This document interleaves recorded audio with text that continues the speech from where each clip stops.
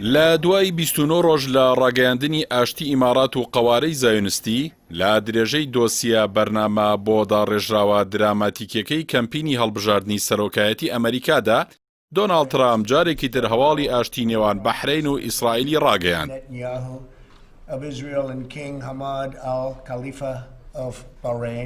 ناتانیاهۆ بە شانازیەوە باسی ئاشتی لەگەڵ بەحرەین دەکات چونکە لە دوای 26 ساڵ ئاشتی لەگەڵ ئەردەن ئاشتی لەگەڵ ئیمارات ڕاگەیەنرا، بەڵام ئاشتی چوارەم لە دوای 29 ڕۆژ هاتە بەرهەم و بە سەرکەوتنی حکوومەتەکەی هەژمار کرد. بە تایبەتی ئەگەر ئاشتی ڕابردوو زەوی بەرامبەر ئاشتی بووبێت، ئەوە لەگەڵ ئیمارات و بەحرەین ئاشتی بەرامبەر ئاشتی و ئابووری بەرامبەر ئابووریە. بۆیە موژدەی وەبەرهێنانی گەورەی دایە ئیسرائیلەکان کە بە سامانی کەنداو دێتە بەرهەم.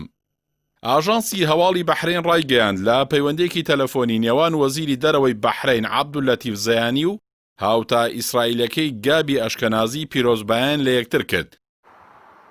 لە بەرامبەردا وەزارەتی دەرەوەی ئێران ئەو بڕیارەی بەحرەینی با خیانەت ناوبرد.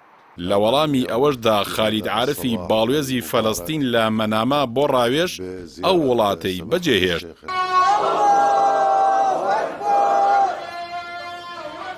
فەڵەستینیەکان هەروەکو سازشەکەی ئیمارات لە سەر مافی ئەوان بە خۆپیشاندان و هەڵوێستی توند وەڵامی ئەو بڕیارەی حکوومەتی بەحرەینیان دایەوە و با خیانەت و پشتیوانی گرێبەستی سەدەیان لە قەڵەمدا کە لە هەمان کاتیشدا بە ئاشکرا خزمەتە بە کەمپینی هەڵبژاردنەکەی سەرۆکی ئەمریکا دۆناڵد ترامپ و سوکردنی گوشاری سەر بنیامین ناتانیاهۆی سەرۆکوەزیرانی قایەوارەی زایۆنستی کە هەفتانە جەماوەری وڵاتەکەی بە تۆمەتی گەندەڵی و بەکارهێنانی دەسەڵات بۆ کۆکردنەوەی سامان و خۆدەوڵەمەندکردنی نایاسایی داوای لادان و دادگاییکردنی دەکەن.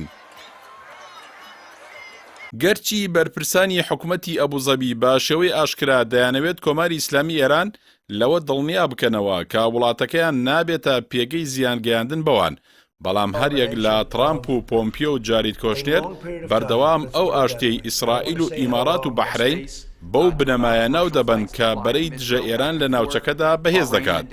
بۆیە سوپای پاسداران هەڕەشەی لەو ڕێکەوتنە کرد و ڕایگەیاند کە هەر تێکدانێکی سەقامگیری کەندا و وەڵامی توندی بەدواوە دەبێت و ئەوانەی وا تێدەگەن ئیسرائیل دەتوانێت ئەوان بپارێزێت لە هەڵەی کوشندەدان، چونکە ئیسرائیل دەیەوێت ئەوان بکاتە سۆپەری خۆپاراستنی و فراوانکردنی پانتایی جەنگەکەی. چاودێران بڕوایان وایە ئەوەی ئێستا ئاشکرا دەکرێت مێژووی چەندان ساڵی هەیە، بەڵام ئێستا لەبەر پێداویستی ترامپ و ناتانیاهۆ ئاشکرا دەکرێت. ڕۆژانەش باسی چەندین وڵاتی تریش دەکرێت کە لە داهاتووی نزیکدا لەگەڵ قەوارەی زانستیدا پەیوەندەکانن ئاسایی دەکەنەوە. لەو ڕۆوە دۆناڵد ترامپ ڕایگەیاند لەگەڵ شا سەلمان قسەی کردووە و سعودیەش لە ڕێگەدایە بۆ ئاساییکردنەوەی پەیوەندەکانی لەگەڵ تەل ئەبیب. هەرچەندە ڕیاز بە شێوەی فەرمی باسی پابەندبوونی دەکات بە دەستپێشخەری عەرەبیەوە، بەڵام ڕێگەدانی بە هەڵفڕینی فڕۆکەی ئیسرائیلی بەسەر خاکیدا بەرەو ئیمارات نیشانەی ئەوەیە ئەو وڵاتە لەبەر ترسی جەماوەر و ئێران بڕیارەکەی ئاشکرا ناکات. هەروەکو پێشتر بن سەلمان بە میدیای ئەمریکایی ڕاگەیاند بوو.